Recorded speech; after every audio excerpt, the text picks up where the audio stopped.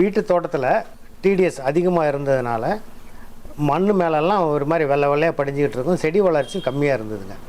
இப்போ வந்து மண் வந்து க்ளீனாக இருக்குதுங்க, மண் குவாலிட்டியும் மாறி இருக்குது, செடி வளர்ச்சியும் நல்லா இருக்குதுங்க. இதனுடைய வளர்ச்சி வந்து ரொம்ப குறைவாக தாங்க இருந்தது. இந்த வளர்ச்சி எல்லாமே இந்த கண்டிஷனர் போட்டதுக்கப்புறம் வந்ததுங்க. சரிங்க. அது தனியாகவே தெரியுது பாருங்கள். இந்த ஹாஃப் தனியாக வந்தது வந்து இந்த கண்டிஷனர் போட்டதுக்கப்புறம் வளர்ந்ததுங்க. பாருங்கள், இதுவும் கண்டிஷனர் போட்டதுக்கப்புறம் கொத்தவரம் செடிங்க. சரிங்க. இந்த கொத்தவரம் செடிலாம் எங்களுக்கு சக்ஸஸ்ஃபுல்லாகவே வரல முன்னெல்லாம். சரிங்க. இந்த பாருங்க ஒரு 10 செடி வருது இல்லைங்களா? ஆமாங்கண்ணா. இது பாருங்க எவ்வளோ சூப்பராக வந்துருக்குது பாருங்க. இலை எல்லாமே ரொம்ப இலையும் பெருசாக இருக்குது. சரிங்க. முதல்ல ரொம்ப கஷ்டப்பட்டோம். சரிங்க. இந்த கண்டிஷனர் போடுறதுக்கு முன்னாடி சரிங்க விதை ஊனுவோம். சரிங்க. முளைச்சி வரும், ஒரு கொஞ்சம் காய்க்கும், அப்புறம் காஞ்சி போயிடும். ஆமாம், இப்போ பாருங்க ரொம்ப தளன்னு வருதுங்க. பாருங்க செடியினோட இந்த தண்டு வெயிலையும் கூட இவ்வளோ வெயிலாக இருக்குதுங்க. தண்டு எவ்வளோ சூப்பராக இருக்குது பாருங்க. கனமாக வந்துருக்கு. இந்த மாதிரி நாங்கள் பார்த்ததே இல்லை இந்த மாதிரி. சரி. ஆமாம், வருஷம் கொத்தவரம் செடி போடுவோம். சரிங்க. இந்த மாதிரி வளர்ச்சி இல்லைங்க, ரொம்ப நல்லா வந்திருக்கு. நல்லா வந்திருக்கு பாருங்க. இப்போ இந்த செடி இப்போ பூ வைக்க ஆரம்பிச்சிருச்சு, பூ வர ஆரம்பிச்சிருச்சு. ஆமாம், ரொம்ப நல்லா இருக்குது. அந்த செடியும் பூ வந்திருக்கு.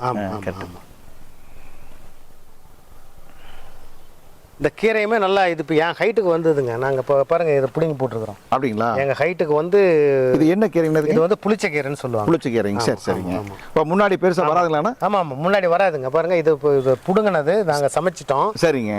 இந்த இது பாருங்க என் ஹைட்டுக்கு வந்துருக்கு. முன்னாடி இது பெருசாக வராது. முன்னாடி இது மாதிரி வராது. சரி. முன்னாடி வந்து இந்த ஹைட்டில் நின்றுடும். இப்போ இது வந்து வளர்ந்து வரும்னு வச்சுக்கோங்க. சரிங்க. பாருங்க இது வந்து இது சாம்பிளுக்கு காமிக்கிறேன். சரிங்க. இது நாங்கள் பிடுங்கி இந்த கீரையை எடுத்து புளிச்சக்கீரைன்னு சமைச்சு சாப்பிடுவோம். சரிங்க. ஆமாம், ஆந்திராவில் வந்து கொங்குரான்னு சொல்லுவாங்க. ஆந்திராவில்லைங்க? ஆமாம். சரிங்க. இரும்பு சத்து ரொம்ப ஜாஸ்தி இந்த கீரையில். இந்த வளர்ச்சி எல்லாமே கண்டிஷனர் போட்டதுக்கப்புறம் சரிங்க நல்லா வந்துருக்குதுங்க. நல்லா வந்து அதாவது பழசுன்னு பார்த்தீங்கன்னா இப்போ இந்த இடம் பாருங்க கொஞ்சம் எல்லோவிஷாக இருக்கா? ஆமாங்க. அங்கே மேலே பாருங்க. ஆமாங்கண்ணா. நல்லா க்ரீனாக இருக்குது பாருங்க. அதான் வித்தியாசம் தெரியும். வித்தியாசம் இருக்குது. ஆமாம். சரி.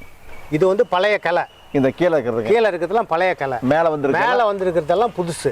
சரி. ஆமாம், உங்களுக்கு கலர் டிஃப்ரென்ஸ் நல்லாவே தெரியும் பாருங்க. இங்கே இந்த பழைய கிளையில பாருங்க கொஞ்சம் பழுப்பாக இருக்கும். சரிங்க. புதுசாக வந்ததெல்லாம் நல்லா பச்சையாக இருக்கும். இப்போ பாருங்க இப்போ நல்லா தளிர் வந்துருக்குது. அதாவது இப்போ இலை எல்லாமே நல்லா பெருசு. இந்த இலை பாருங்க, இது எல்லாமே கண்டிஷனர் போட்டதுக்கு அப்புறம்.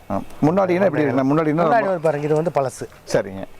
இது இப்படி தான் இருக்கும். பாருங்க ஒரு மாதிரி நோய் அடித்த மாதிரி இருக்குல்ல, தெளிவாக இல்லாமல் இருக்கு. பழசுங்க. சரிங்க. இது வந்து புதுசுங்க. ரெண்டுக்குமே வித்தியாசம் பாருங்க. இதெல்லாமே புதுசு. சரிங்க. நல்லா ஆக்சுவலாக ஃப்ரெஷ்ஷாக நல்லா குழுகுன்னு வந்து. ஆமாம். ஸோ பழமும் வந்து இப்போ இது வந்து பழசுங்க. சரிங்க. இப்போ இன்னும் புதுசாக வர்றது நல்லா வரும். சரிங்க. இந்த Aarthi magnetic salt water conditioner உபயோகமாக இருக்கும் அப்படின்னு நான் எங்களுடைய அனுபவத்தின் மூலமாக ரெக்கமெண்ட் பண்ணுறேங்க.